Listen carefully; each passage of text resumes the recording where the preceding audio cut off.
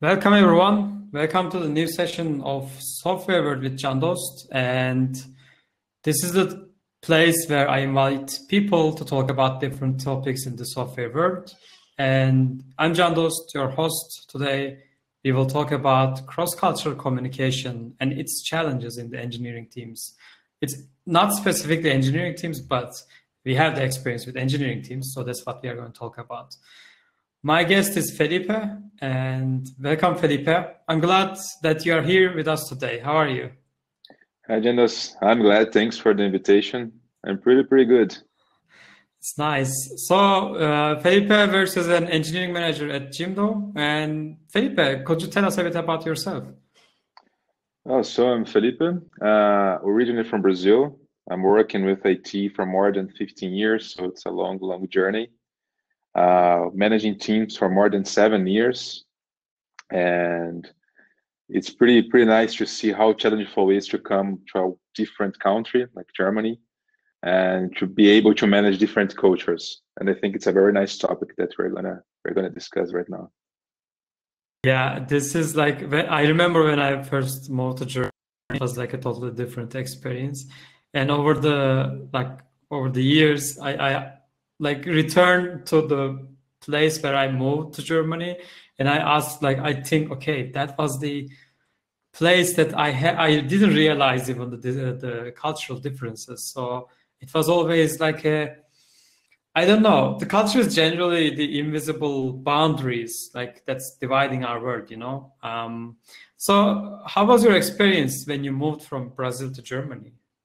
It's very funny because in my first move here, I was living in Berlin and I was presenting my company to a German cast that we're checking, and they are very direct. They are really direct in their feedback on the way they speak.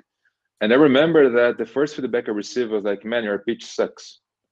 And that was so embarrassing for me because I was like, "Well, you could at least be some gentle. You don't have to be so rushed. Why are you doing this?" So that was the first. I was like, okay, I'm in a very different place, and I need to understand how they behave, how they work, because they're not mean. They're not mean people. It's just how they learn to do. Uh, Another funny thing on my when I moved to Hamburg, I had my first day in the company here was Happy Car, and I arrived like 5 minutes late for the meeting, and that's normal in Brazil. It's really normal, and everybody was there, and everybody was angry, and everybody was looking to the watch and like, this is totally disrespectful the way you act. So also very different behavior. So yeah, it really depends on where you are. It's Yeah. really interesting. Yeah, when I moved to Germany at first, it's like a Brazil and Turkey a bit similar in many different scales in culture analysis. And I also felt the same, like, but after 5 years, now I am punctual in meetings, for example.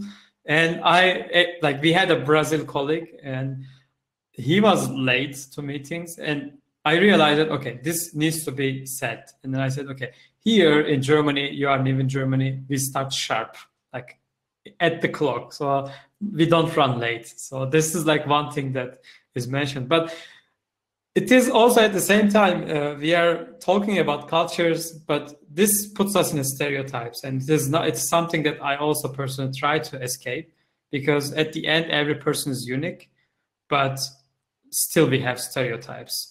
And like many like well-intentioned people believe that if they just focus on the personal ones and don't think about stereotypes, that they're gonna think they are gonna succeed. But it's not this way. What do you think about that?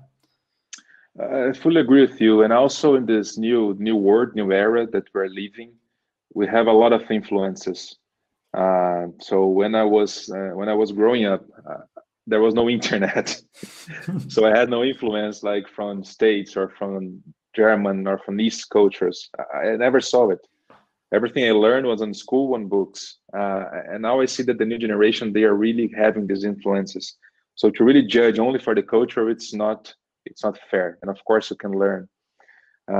So my opinion about that is we really need to understand the best thing about every single culture, uh, and make use of that. in our favor. So what a Brazilian can bring good to the table and what an American can bring good to the table, what are our strengths, and then we can work on that and make something mixed. So I do not like to judge only for the culture, but of course you are influenced and you need to take in consideration before you say something. Yeah, true. But also, like, yeah, everyone has the culture there, like their inside. So, and it's not something that you can put. So, in my opinion, you cannot say that someone's coming from Brazil, but you cannot say that they have the Brazilian stereotype because, for example, you came from Brazil, but you are living in Germany. It means that you have the German influence already. So, I am Turkish, and I have this German influence in my blood. As we talked, like we said in the beginning, like I said. Now I am punctual. I have my German blood, you know, it's inside us. And also the cultures are relative. So people think that, for example, if you compare the British people and Germans are more punctual and they will be like on time. But if you compare the British with France, then like British people are more punctual. So that these things are coming. Like it's really differs from country to country, but it's also relative. So you cannot really say that they are punctual, they are not. But I want to talk about more about the communication. So there are two ends of communication, and I want to state in the beginning that we will talk about the ideas more in this book, this culture map from Erin Meyer, and I recommend everyone to definitely read this book. And what we are going to talk about the categories and the scales that is written in this book. And that's how we are going to shape this talk, actually. And first scale is communication. And I want to ask your experience. When you moved into Germany, that communication level is different. So what was your experience? Like, where did you think that, okay, this is way different than what I got used to? I can really say, starting at Jimdo, where we work together, and our team was when I first started was very multicultural. So we had people from Netherlands, we had people from Germany, you from Turkey, Brazilians, and it was a shock for me because my first month managing the team, I did the one-to-ones and I asked everyone and each one of our team members, like, what is your expectations about Jimdo and where you think Jimdo are right now? And I got very different answers. And I had never read this book before, and you suggested me. And after reading this book, I understood that the answers was the same. They were just said in different ways. So it's really like, as we're saying, communication. Brazilians, we do not talk directly. So if I'm pissed on you, or if I'm angry, or if I do not agree with what you are talking about, I'm going to try to make this the most kind as possible. And you need to figure out that I'm not happy. So it's like when we're having a discussion, I'm saying, yeah, it's nothing. Yeah, I don't think that's the right way, but never very directly. So that was my first experience, like having people saying, yeah, this right now is not working at all. And people saying, this is working very well, but it's not. Or this could be better in just a little bit things. And no, it's a lot. So my first impression was really like, oh my God, how can I make everybody talk the same language? How can I make people understand each other? And I think you can say about this too, because you saw some conflicts inside the team happening because of that, because you have someone saying one thing, other person saying the same thing in different languages, and they were fighting. And they were fighting for the same thing. They were just not connecting. So I think you can also bring some ideas to that. Yeah, that's true.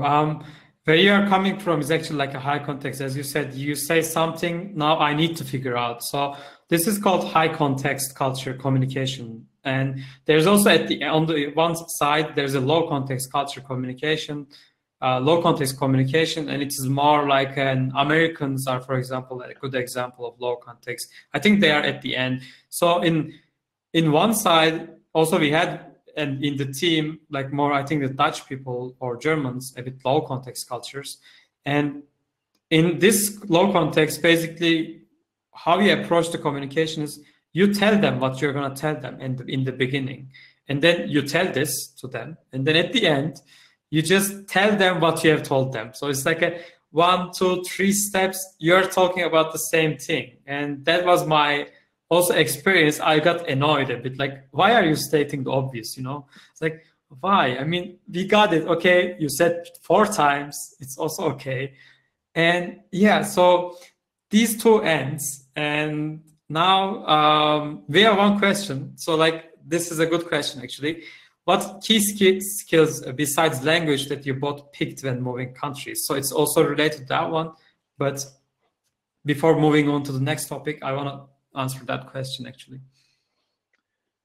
It's really, I think communication is the strongest one that you need to understand. But I will also say a little bit about cultural, like on the sense of historical culture, how the facts influence people. Like that's also something you need to understand, because sometimes you have like, you do not understand that you are being rude, you do not understand that you are being mean in things you say, or some jokes you are saying that for you is very common, for you is very normal, but for some people this might be very, very, very bad. So to really understand the concept and the scenario and where the people were like injected and how they react, it's also something very, very, very important. And bring it to you again, like to this low context versus high context.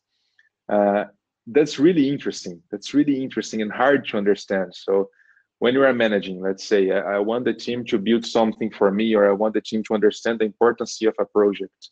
If I'm talking to you or to a Brazilian, and again, not stereotyping, but if I'm talking to someone in a high context, you can understand this very easy.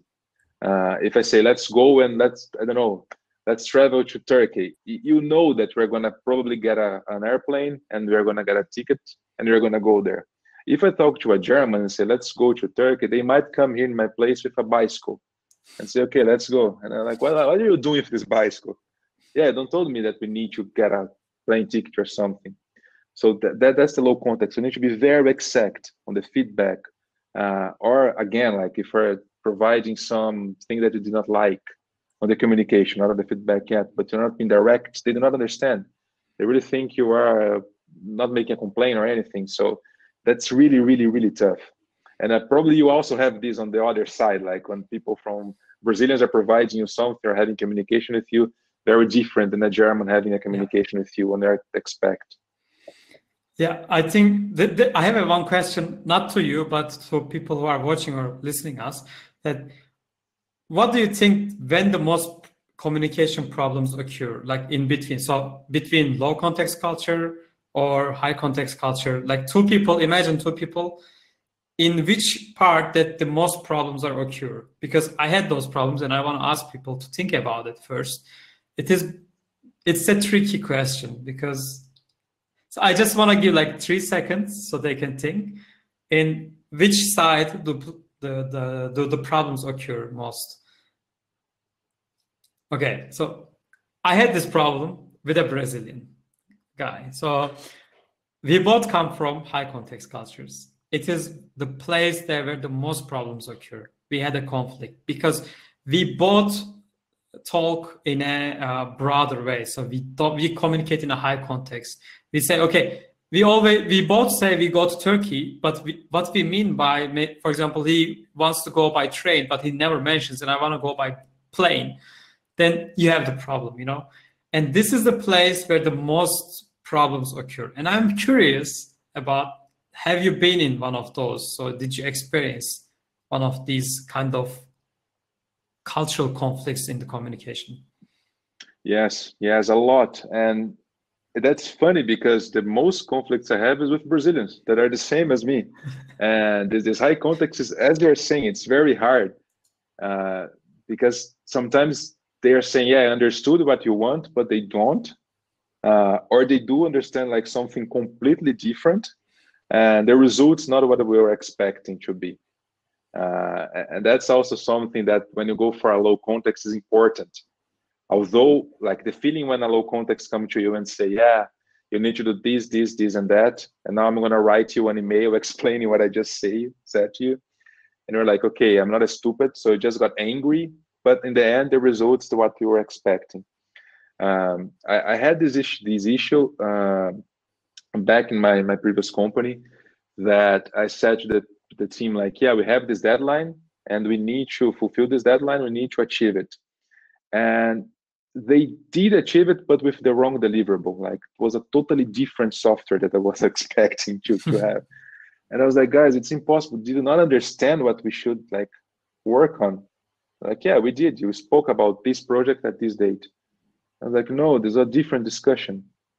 So these kind of things, and you're right, like when you are both high context, we think you understood, but we didn't, and we do not confirm, and then things go wrong. So all my problems are really there.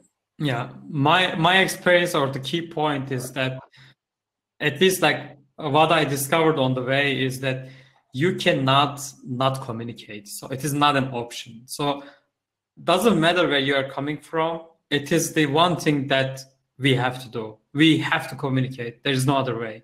And what I also found out in like mostly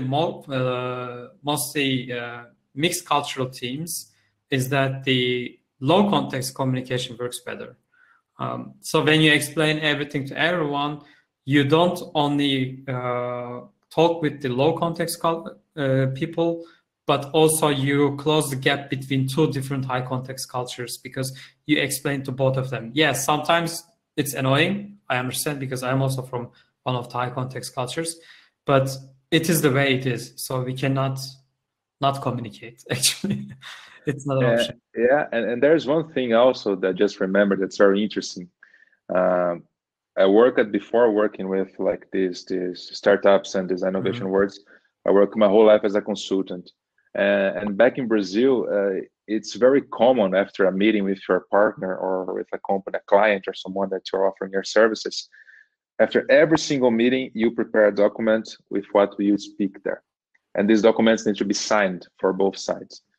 And that's normal. That's business there.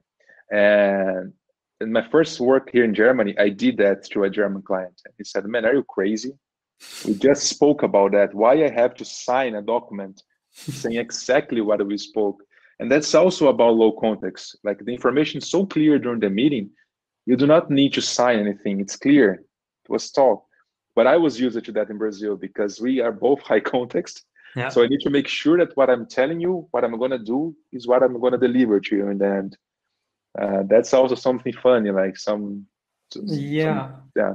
This is one of the scales like related to like trusting. So in the book, there's also trusting scale. Is like at one side is the task-based cultures and the relationship-based cultures, and I believe in this case. So for example, in Germany, people are more task-based trust. So what they are doing is basically you give them a job, or they give you a job, and you do the job. And if you're doing the job very well, then they trust you. They trust you with your work. But in relationship-based cultures, is that it's not like that. So you need to build this personal relationship with a person, then they can trust you. It is not related with the it's not related with the task at all, anything. And Turkey is in the middle a bit, I would say, more leaned into the relationship-based culture. And I assume that you have this in the relationship-based culture because you need to kind of document it, I assume, but I'm not sure. So also, like in this case, Felipe, how do you trust people then, like in your own culture and when you compare with here? In this particular example, like, it's not a lot about trust. It's more about making sure that the understanding is right. Because if you offer some service, and it's like the contract that the Germans, like, or any country, you have to sign a contract, but you also create some artifacts that people need to understand what you are doing. So it's not really about trust. It's more about making sure that both are understanding the topic. And why this was like created is because we had a lot of issues in the past for this communication. But replying to trust, that's also very interesting. In Brazil, we say that the only way for you to create a connection with a customer or with your colleague at work is to go out, drink, and got drunk, and then speak bullshit. It sounds very unprofessional when you talk with Germans about this. Germans, they do not have this relation, like after work, or you could never give your cell phone to your colleague because he's your colleague. In Brazil, they call you at midnight. Yeah, same in Turkey. Yeah. So this trust is really like on the personal level. If I work with someone, I need to have like lunch or to spend time knowing about their family, knowing about their issues, knowing about their life. And that's also very different. People like from this low context are more reserved. So you do not know a lot about them. Yeah, one experience I had, like, I don't know, 2 weeks ago or so, or maybe a couple of weeks more. And we have one German colleague, and so I'm doing these talks every Tuesday, and every Tuesday I told the team that I'm doing this, and he asked me, how do you find people to invite? And I said, I have a lot of friends. And he said, really? He said, I don't have any friends like that I can talk in engineering terms, you know? And I thought about it afterwards, and I said, okay, I built these relationships within years. They are my friends. So whoever I invited here, I consider as a friend, not something like a colleague only, you know? But in like the task-based cultures, it's basically a colleague. And that was really hard when I moved to Germany, because as an expat, you want to meet with new people. And in Germany, it's freaking hard because they consider you as a colleague, not a friend. And you want to go out, like get to know them, make some new friendships and etc. But it is not really possible. So, and in Hamburg, it is way harder than Berlin, for example, in Germany. Berlin is more international. Well, how was your experience like when you moved in then? I will just come back one before that's funnier. Sure. So when I was 20 years old, I moved to States for a project. So I stayed like more than 8 months working there. And in our first day, we are 4 Brazilians. And our first day at the company, they said, yeah, you should come like at 8 in the morning. We start working, midday we go to lunch, and 5 p.m. everybody go home. It was our first day, and nobody invited us for lunch. Like they just stand up, go lunch for themselves, and no one said, hey, do you want to have lunch with me? And that's so impolite for Brazilians. Like it's so impolite. And we're like, man, we're totally in the wrong place. That's so weird. That was the first one that was a shock for me. And the second one, I was talking to one colleague, and like this, we worked together for more than 6 months. So I thought we had a personal relation. And I told him, man, my dream was really to go like to a Thanksgiving dinner, so I can sit with a real American family and have Thanksgiving in their place. And if you say that, probably in Turkey is the same, but if you say that to a Brazilian, is going to say, man, come with me, go to my place. He turned to me and said, yeah, that's going to be very hard. And just left. I was like, man, what's wrong with these people? So this is really, again, it's cultural. So you do not have this real personal bond. Yeah. It's work. And after work, it's done. And German was the same. Yeah. German's really the same. Like when I first arrived, in Berlin, of course, is different because you have more, as you said, people are more used to that. But in Hamburg, like the people who work with me, I was lucky because I had a lot of Brazilians in the company. So it's not so hard, let's say, to have some after work. But the non-Brazilians, the Germans, they're really like, okay, bye, see you tomorrow. Nobody invited me to visit the city or show me anything. They're really like, yeah, go by yourself. You can go to these places, and that's what I recommend to you. But again, it's how they behave.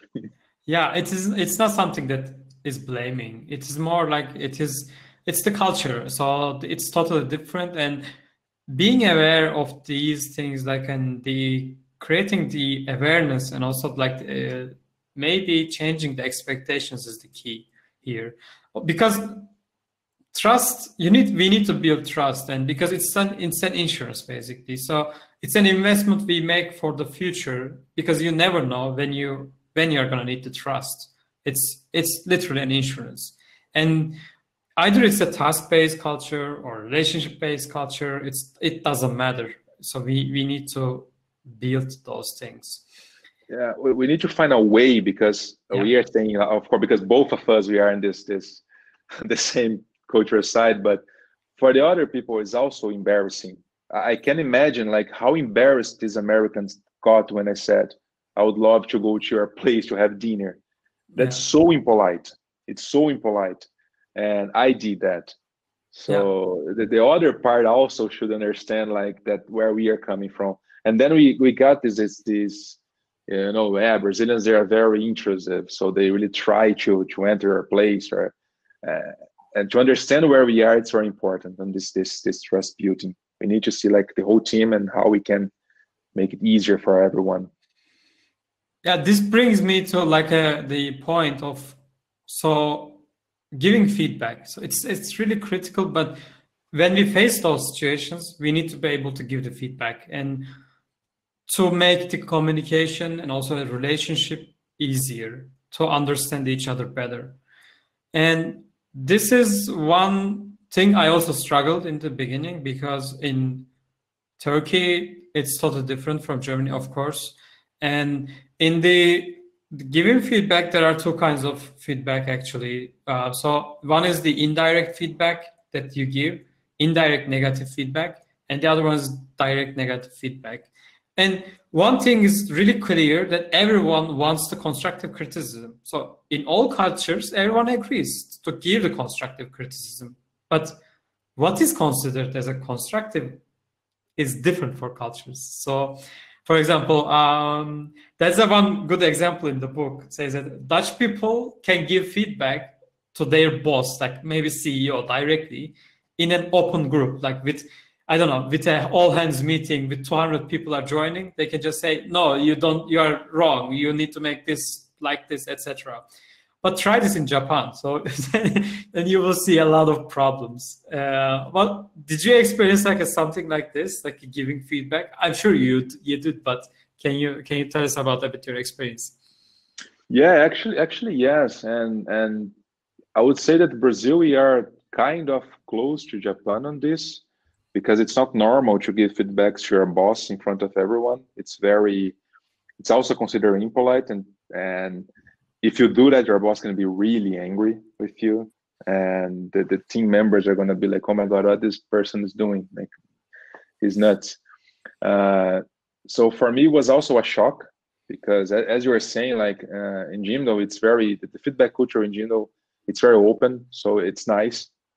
But in the first place, to receive this feedback, like what you are doing is wrong, you should improve this, you should improve that, is something that I never had. I never had this. So back in Brazil, what I used to say was the law. Even if I was wrong, nobody would come to me and say, "Hey, I think you should do this different," or "I think you should do that different." As a boss, right? Yeah, yeah. And when we fail, it's on me. Like, yeah, but he asked me to do that. I was like, okay, but if you knew that this is gonna not work, why didn't say me? Yeah, because you are my boss. So if you're saying that I need to go there, that's the point. And coming to Germany is to receive the feedback, something that I think it's very different and it's very good. To give feedback, actually, this book helped me a lot, because I realized that after reading it, I prepare every single feedback for the specific culture, and then it makes sense. So as you were saying, like Americans, they like to receive good feedback in the beginning, and then you can criticize. Brazilians, you need to go very good, like the whole path. Even when they're giving bad feedback, you need to do in a good way. Like, maybe next time you should do this better, when they're really saying, yeah, this is terrible, never do that again. And the Brazilian will understand you, that you are saying that. For Dutch people, you need to be very strong, like, this is wrong, this is wrong, this is wrong. They don't have this need to hear that they are very good, because they know what they are being good or not. And so you really need to prepare yourself, understand who you are talking to before you proceed. The real challenge is big groups, how you can make this work in big groups. And that's something we are still struggling. I mean, we are working together on this, but it's something we need to figure out how to do.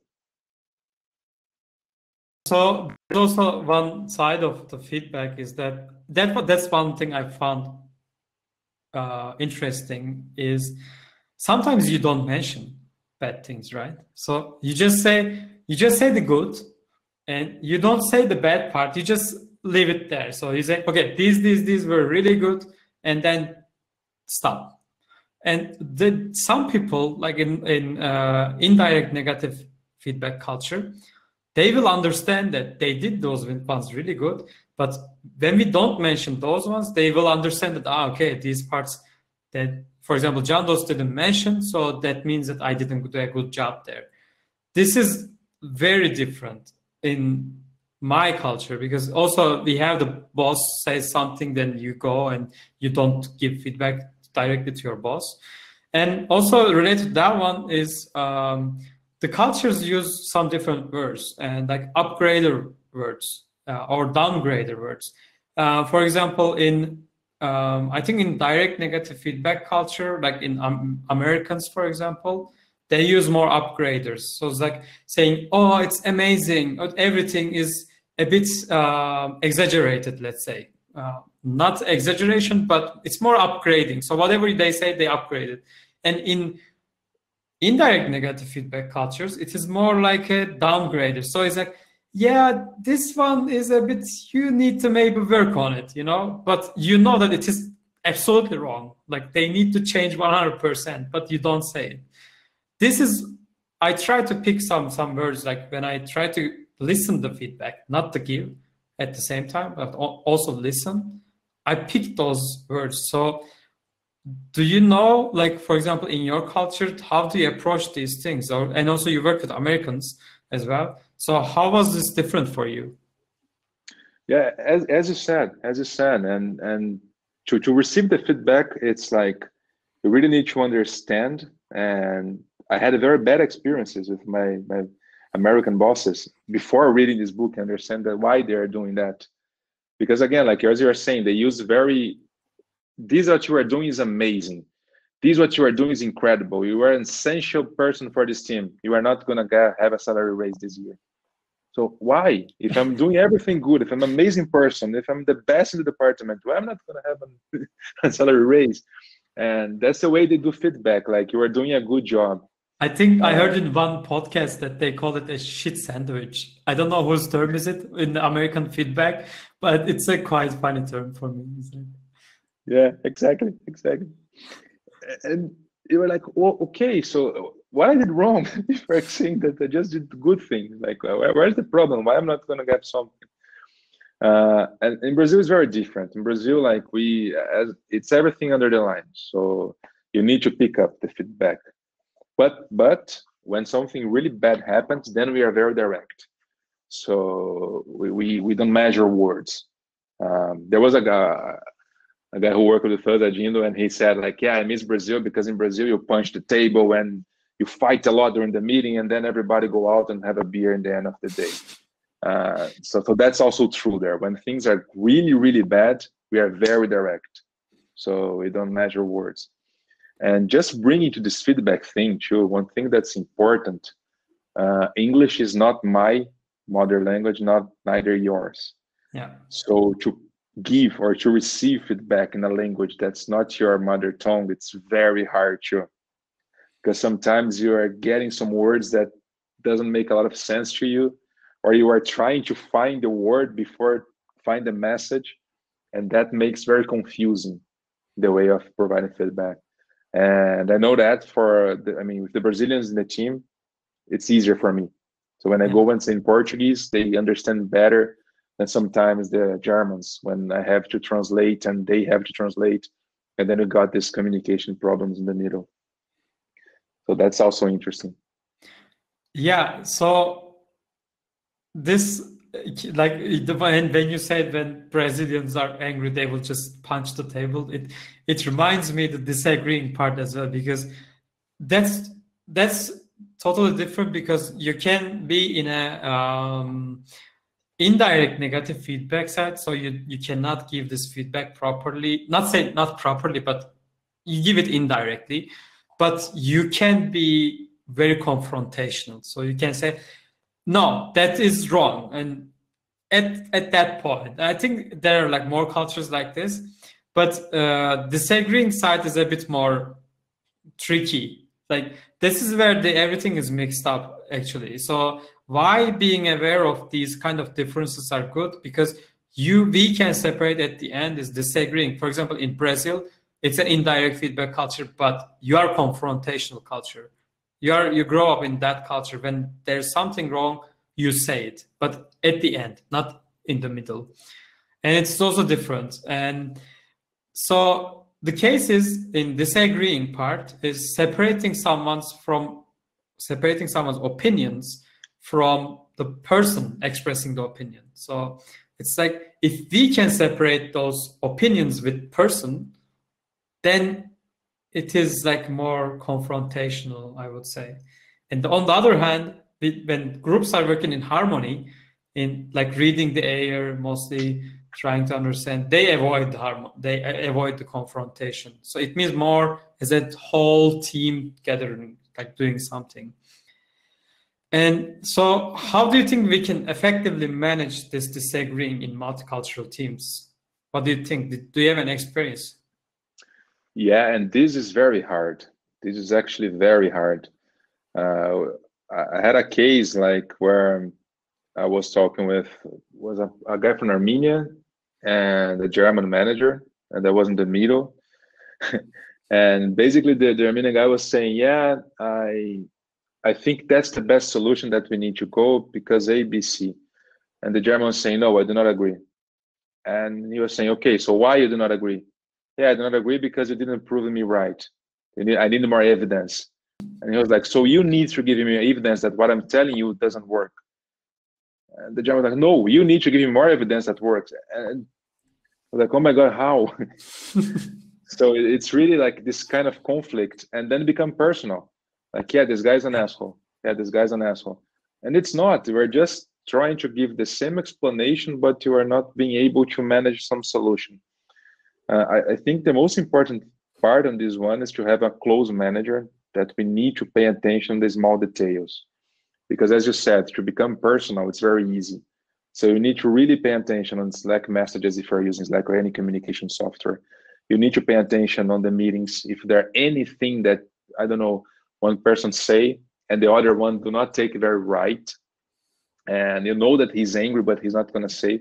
So things like that, the manager needs to pay attention in the moment until we can be able to build some team that has this trust that they can speak openly. But it's a very, very hard challenge, specifically in this remote world where we are looking each other through the computer. So when we are in a meeting, we really need to be paying attention and people reaction.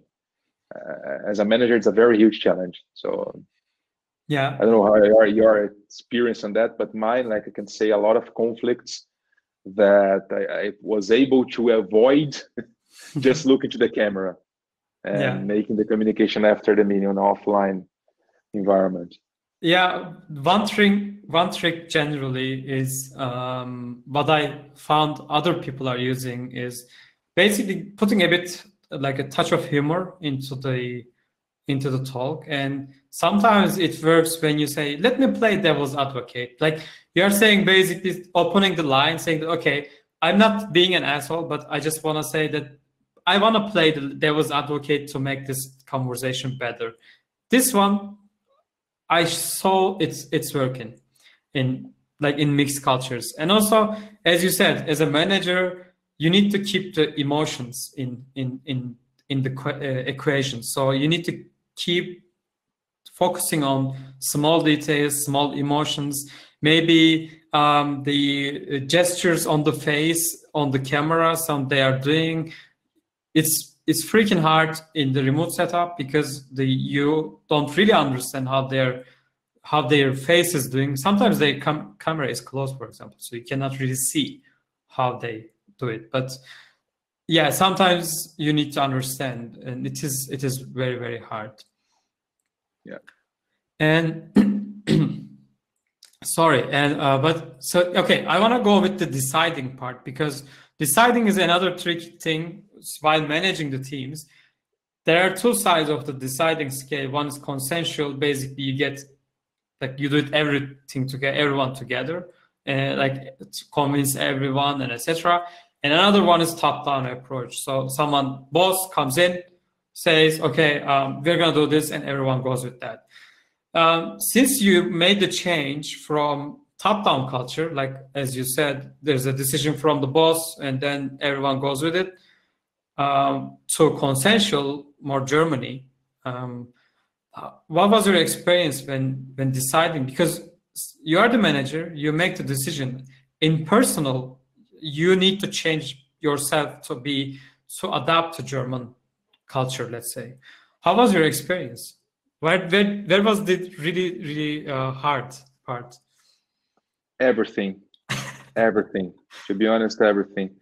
Not at Jimdo, because at Jimdo I was here from long time, so it was not so hard to be part. But in the first place, when I come from Brazil, like my last company, everything I used to say, as I told you, people used to do.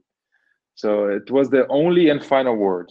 Although I was open, so of course I brought everyone to the room and I said, "Hey, give me ideas or prove me wrong. Let's have a discussion."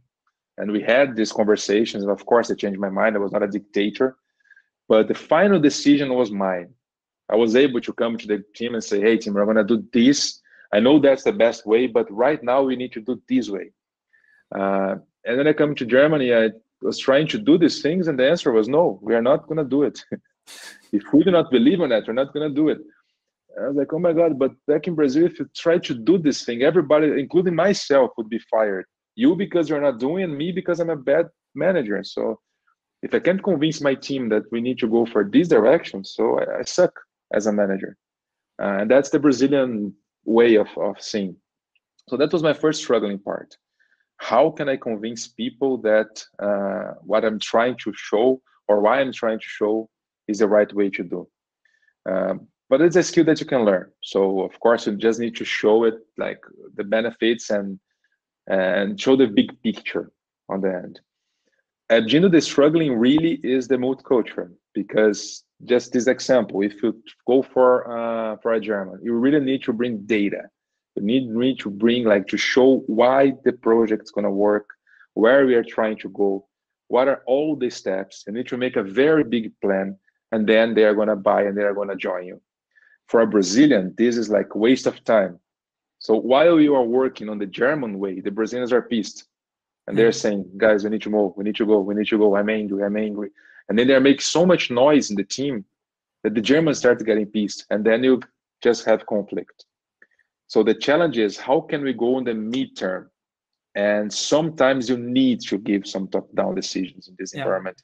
Although it's very open and you go to consensus, at some specific moments you need to say, we are going to do this, so you can make these people busy and you can have a planning through that people. And when you create the perfect mix team, that's what I'm trying to do right now, for example, everybody's happy because everybody's working and seeing things moving. So we need, of course, you need to open a little bit sometimes. That's the management work. You need to see how you can flexibilize things. I don't know if this word exists, but you need to make flexible, like how to do it. To make one thing clear, that there are some comments, but the top-down decisions are, so there's a decision point in both styles. So it's totally different. And in consensual decisions, basically, it takes a lot of time. You talk with everyone, you get everyone on board. But once the decision is made, it's done. So like there's no more discussion. You go to the implementation phase. But in top-down decisions are made quickly, generally by one person, but each decision is flexible. So there's a decision point really early on, but you start challenging the decisions later on. And there is no right or perfect way. So in every workplace, let's say, every company, every culture has their own way, and they go with either top-down or consensual. So there is no only one way to have the better, perfect company. But one thing is suggested in the book is the strategy for multicultural teams is basically explicitly discussing and agreeing, and in the first place, which decision-making method you are going to use in this collaboration. So for example, if you say in the beginning, okay, people, okay, folks, gather up. From now on, we are using consensual decision-making. And we know it will take more time, but once we make the decision, we will not change it really afterwards, or the other way around. So this strategy is suggested in book, and I saw with my eyes that is working. in Jimdo, in my current job, I saw it's working. It's magic, because when you say, people say that, okay, this is what we are gonna do, and everyone agrees, it's working. If you don't talk about it at all, then it's a mess, complete mess. Yeah. And also, it's very important to say that we live a modern economy, and before, the manager, he was the most experienced person in that specific subject. That's why top-down decisions were made, because I was working, let's get Jimdo, for example. I would be working for 12 years at Jimdo. I would know everything that Jimdo is doing, and my decision would be more efficient than yours, because the business is very specific.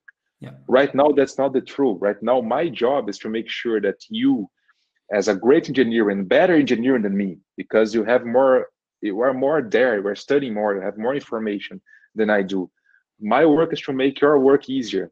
So we have different kind of work.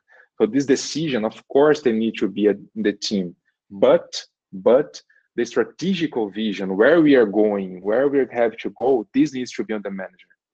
Because the team, I mean, of course, the team can influence on that, but I need to bring you data to show, guys, that's what we have to do. That's what we need to think. Give me solutions to achieve this point. That's where the top-down versus consensus are mixed. If you, we work at Jimdo, if you come to me and say, hey, right now I want to start building, I don't know, wood, or I want to start building something, Netflix, that's not Jimdo. That's a different company. So you can't do that. You need to focus on this. That's where the top-down decisions come. I need to give you the vision. You need to give me how. So, and if you play the roles, if you agree how it's going to go, then the team can decide. And just to bring the other thing to you, that's also important to discuss. It's very hard to get a consensus in very huge teams. Yeah. That's why you need to have smaller. Because if you go like 20 people trying to decide something, it's not going to work. It's just imagine like a family trip with all your family and cousins and uncles trying to decide where we're going to go or where we're going to eat. It's impossible. I mean, it doesn't matter a trip. We cannot make a decision to go to a restaurant even. It's like, at what time, which day? I don't know. Like, yeah, that's true. Yeah, this. Now it reminds me the time thingy, but yeah, with teams it is very, very different. But yeah, be like communicate. As I said in the beginning, you cannot not communicate. So it's not an option.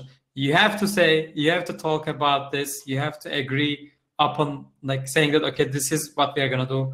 And I totally agree with you that some strategic decision has to come from top down, even though I like things going bottom up generally. There has to be a middle line, I would say. We are coming to an end slowly, but one thing I want to talk, we slowly mentioned in the beginning, is the time flexibility between different cultures. So like we talked about saying that you were like being 5 minutes late to the meeting and people were really angry. So why I want to talk about this time is because that's what I had experienced as like when I moved here. Germans are really punctual. Like all trains are, I don't know, the train is leaving at 13:03. You know, if you are in there 13:04, then you miss your train. It's like 1 minute and you miss. But it's more about the perception. And what I want to talk about this is the in punctual cultures, it's called linear time cultures. They are okay. Let's say from the like flexible cultures are more the relationships are more priority in flexible cultures, because when you put the relationship in front of the clock, basically, that means that the clock can be flexible, not your relationship. And this was really mixed for me. And you slowly mentioned, but I want to close with this one a bit more. And how was your experience, like when you moved to Germany from, like you said, in America you had some experience, but how was it in Germany, like in daily life as well and leading? Yeah, like you really need to see, as you said, like it's important to understand that it's not only about time. So it's not only about like being on time or respecting time. This is what you said, the train goes at the time and the traffic is not so intense. Your life, Germans like or Europeans in general, their life is very on time because things work. If you go to Brazil, if you go to São Paulo, I used to live like 5 kilometers from my office, my apartment to my office. And some days took me 3 hours to get to the office, 5 kilometers. And I couldn't go by foot or by public transportation or by bicycle because I would die. Like it's basically crazy. I know what The you mean. traffic is insane. So that's how I was raised. And in my school, when I was young, I had 3 opportunities to join the class. I could join like 10 minutes late, nothing would happen. 30 minutes late, I lost the first class and I could join the second. And 1 hour late, my father would got like a note that I was totally late. So that's how I was raised. So for me to get late like 5 minutes, 10 minutes is not disrespectful at all. And this changed when I come to Germany because things work. So if you have a meeting at 8, you can wake up like at 7, take a shower and go.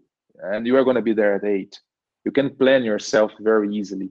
In Brazil, if you need to get at 8, you need to see first where you're going, the traffic conditions, and probably you need to wake up like at 5 and be there at 7. So you need to stay 1 hour waiting. We are used to that. That was my biggest like conflict, internally conflict, because I'm okay. So I never apologize for like getting late in a meeting until you understand that really make people angry. And also the second part is the end of the meeting, because here like the meeting is scheduled to end at 4. At 4 people leave. In Brazil, if it's ended at 4 and we need to postpone or we need to keep talking, we go until the end. We don't care to get time from the other meeting. That was also a very challenging thing for me, like how I can respect. And I learned now, as you said, like I feel I'm much more German than Brazilian on this time part. So if we have an agreement, I'm gonna be there. But it was very difficult for me, like to not relate these, like just tell people, hey, I'm Brazilian. That's why I'm doing that. Sometimes it's like I try to use that one as an excuse of some things. Like I say, I'm Turkish, so who cares? But it's rarely worked, by the way. Yeah. Also, like with the times. So I'm considering like Turkey. Sometimes we don't even have a time. So like people say, yeah, let's meet after lunch.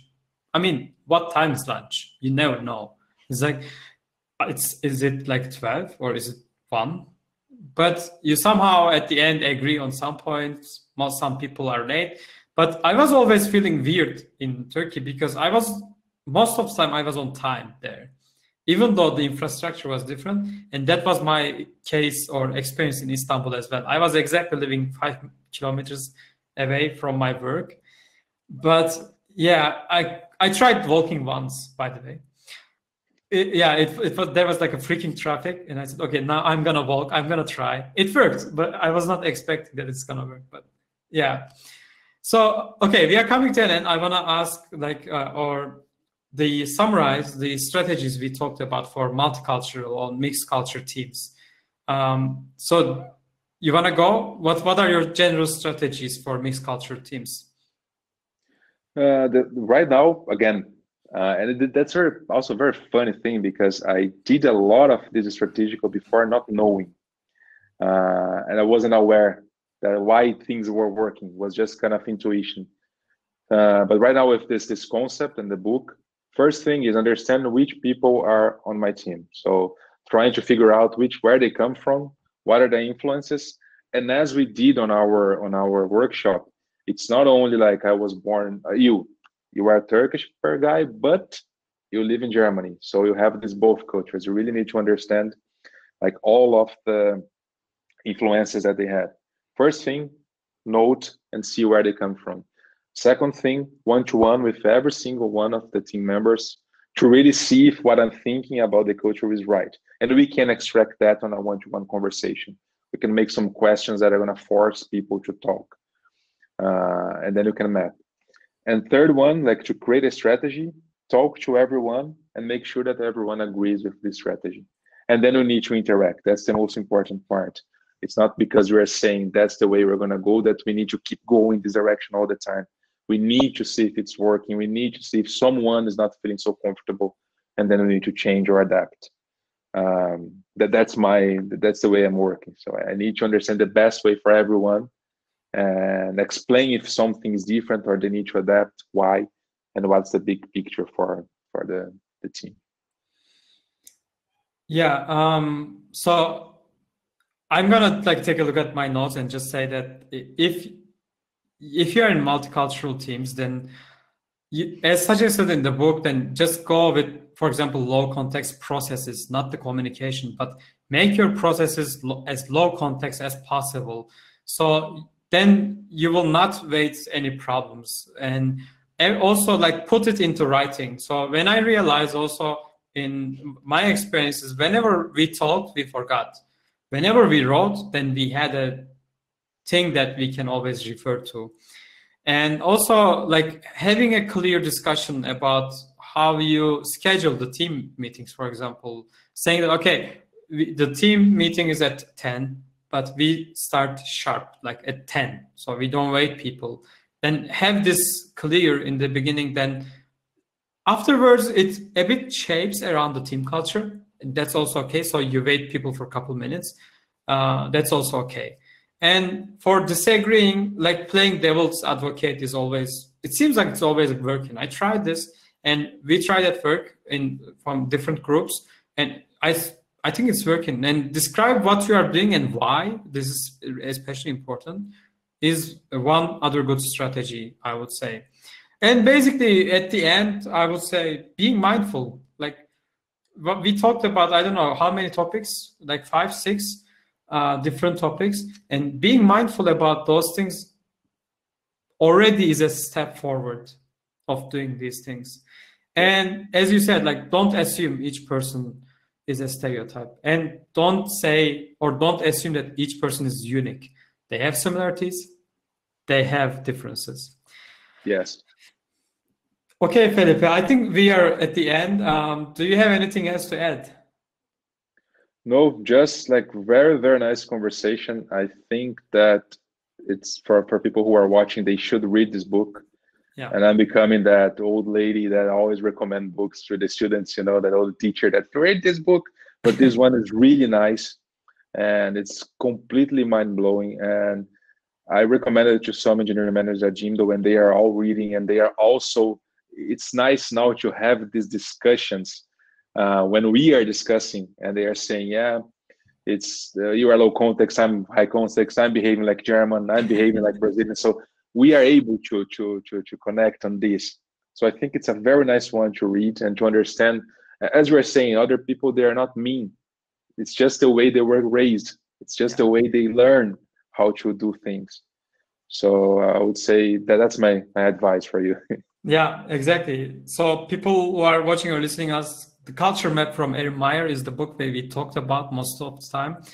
And I also recommend this to everyone, literally everyone. It doesn't matter you are in an engineering team or in any other team. If you're working with people in international level from different cultures, or if you want to work with people from different cultures, you have to read. This is a mind-blowing book that is I think I've read it 2 times, but I'm going to keep reading it again and again.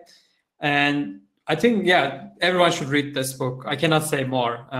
And also, okay, thanks, Felipe, for being here. And how people can reach you, actually? They can go to my LinkedIn. So I think you can share in the... Yeah, I will share on the links. And yeah, I always reply. Just add me. And okay, yeah. Thanks everyone for being with us today. It was really nice talk and I really enjoyed. Thanks, Felipe, for being here. And it was really pleasure to talking with you. And I think we will see each other again in this talk, hopefully later on. But thanks a lot for joining. Hope so. Thanks again. And very, very congratulations for this work. It's pretty amazing. Thanks a lot. Thanks. Thank you, everyone. Okay, bye-bye. See you next week. Bye.